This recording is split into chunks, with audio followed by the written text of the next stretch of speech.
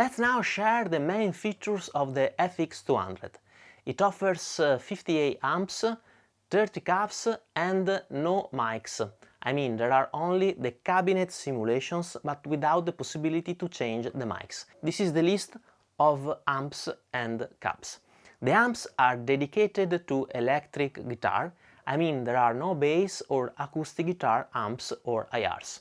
It offers the possibility to load third-party IRs in 50 user slots. The IRs are at up to 1024 sample points. You have 10 effect blocks at your disposal, including the amp cab and the external loop block.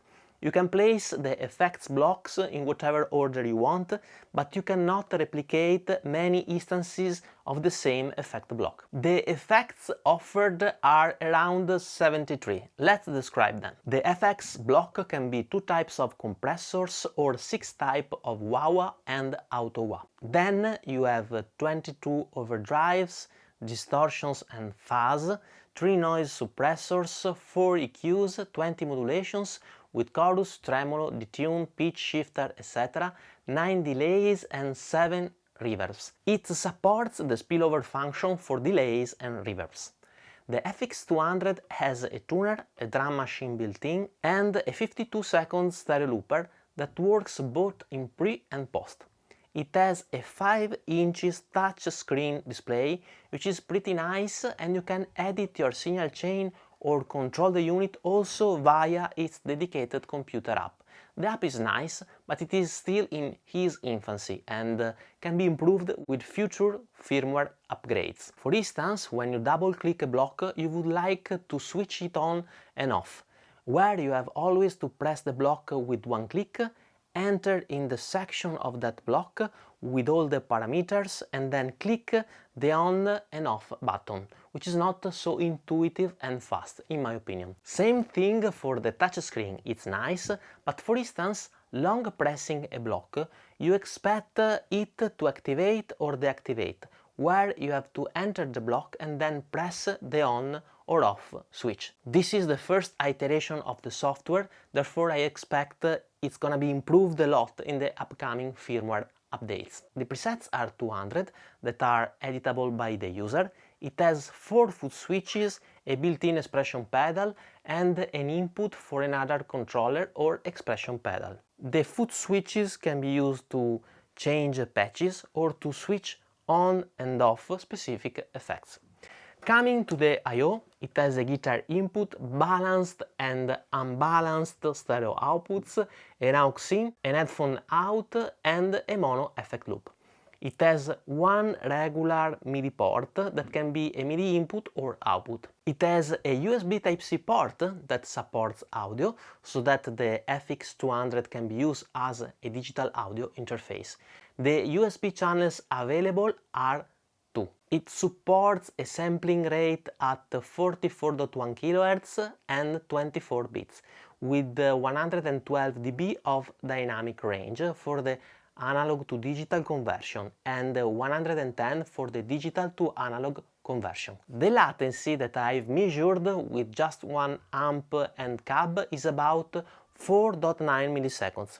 I'm not very sensitive to latency and I have no problem at all playing with the FX200. If you are interested in how it compares to other modelers, you can check out my 23 amp modelers latency test, link in the card above or description below. The dimensions are 343 by 170 by 55 millimeters. Its weight is 1 kilo and 780 grams. And in fact, it feels very sturdy and robust. It comes in 2 colors, pink or blue. It requires a power supply at 9 volts and 1000 milliamperes, so it's pretty power hungry. The price is 349 bucks. Let's now hear some more sounds.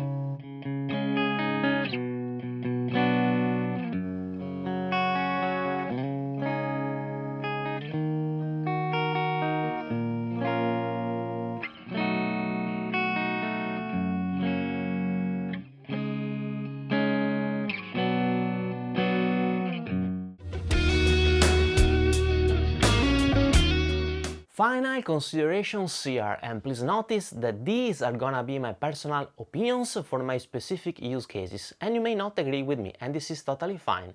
Furthermore, Flamma has sent me the FX200 for free, but they are not asking me to say anything, and I'm free to tell you whatever I want. Now, as you probably know, the previous version of the FX200, I mean the FX100, was basically equal to the Harley-Benton DNA FX JIT. And as you may have noticed, also the FX200 looks similar to the DNA FX JIT Pro, even if there are some pretty important differences. For instance, the FX200 has a touchscreen that is not available in the JIT Pro, and this contributes to have a better user experience with the FX200. Furthermore, the FX200 can load IRs at up to 1024 sample points, where the JIT Pro is limited at 512. And I suspect that this contributes to give to the FX200 a more convincing tone. Actually, it seems like Flamma has watched my demo review of the JIT Pro and has corrected the main cons of that unit according to my review. For instance, the user experience of the JIT Pro could have been improved, as for instance we were not able to have the whole signal chain at a glance, where the FX200 has the full signal chain at your disposal in the screen.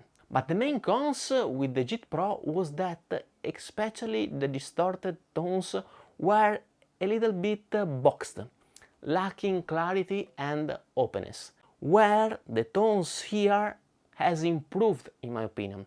And I think that doubling the quality of the IRs from 512 to 1024 sample points contributes to improve also the overall quality of the tone you can get from the FX200.